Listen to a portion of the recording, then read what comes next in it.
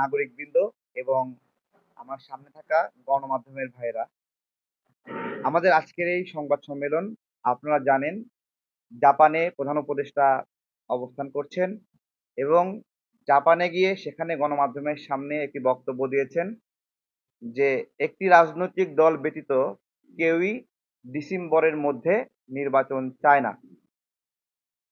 আমজনতা দলের পক্ষ থেকে আমরা মনে করছি এটা একটা অসত্য বক্তব্য। আমরা যে সকল রাজনৈতিক দল গণঅভ্যুত্থানে অংশ নিয়েছিলাম অথবা গণঅভ্যুত্থানে অংশ নেয়নি এরকম রাজনৈতিক দলও সামগ্রিকভাবে প্রায় সকল রাজনৈতিক দল ডিসেম্বরের মধ্যে নির্বাচন চায়। আমরা এটা কথা বলে নিশ্চিত হয়েছি। এই সংখ্যা প্রায় 50 থেকে 51 কাছাকাছি। তো সেই জায়গায় এতগুলো দল নির্বাচন চায় ডিসেম্বরের মধ্যে, প্রধান উপদেষ্টা বলছেন যে একটি দল মাত্র নির্বাচন চাই, তাও বিদেশের মাটিতে গিয়ে।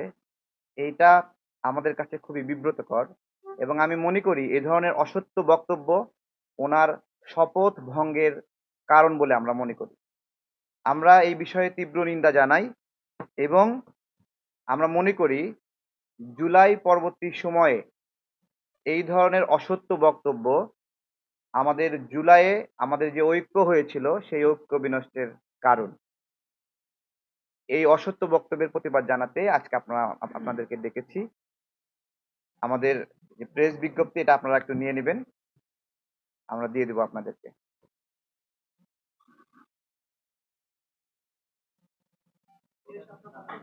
জি,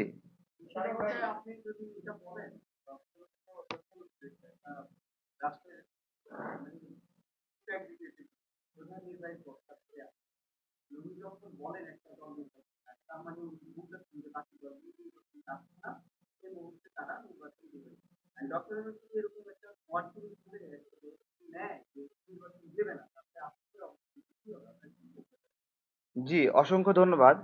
প্রথমত, বর্তমান যে সরকার এটা আমাদের গণ অভ্যুত্থান পরবর্তী একটা সরকার।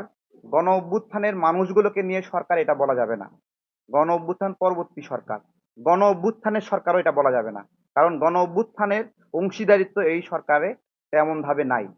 তো এই সরকার যদি এমন চিন্তা করে যে তাদের বাংলাদেশে রাজনৈতিক লড়াই সংগ্রামে কোনো অবদান নাই, এরকম অবদান না থেকেও তারা যদি রাজনৈতিক খায়েশ পূরণ করতে চায় বাই চান্সে ক্ষমতা পেয়ে, তাহলে সেই ধরনের ইচ্ছাকে দমন করার জন্য আমরা পদ্ধতি জানি।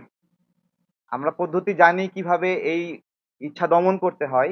এই গণতন্ত্রের বিরুদ্ধে ষড়যন্ত্র করলে কিভাবে সেটা দমন করতে হয় আমরা জানি। এটা খুব বেশি পুরনো হয়নি। আমরা অল্প কয়েকদিন আগেই যারা জোর করে ক্ষমতায় থাকতে চাচ্ছিল, যারা আমাদের ভোটাধিকার হরণ করছিল, যারা আমাদের মুখের কথা কেড়ে নিতে চাচ্ছিল, যারা আমাদের ভাইদের সন্তানদের হত্যা করছিল, তাদের পরিণতি কি রকম হয়েছে এটা সবাই জানে। ডক্টর ইউনূস এবং তার সরকার যদি এইরকম ভাবে একই ইচ্ছা পোষণ করে, তো বাংলাদেশের নাগরিকরা এটা তাদের পথ রচনা করে নেবে, যা হবার তা হবে।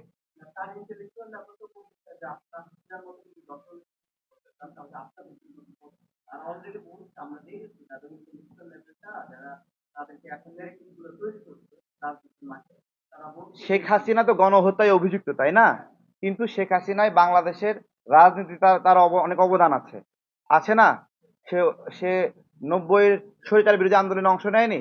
এরকম দীর্ঘদিন সে রাজনীতি করেছে। আমার প্রশ্ন হলো, ডক্টর ইউনূস যে বাংলাদেশে রাজনীতি করতে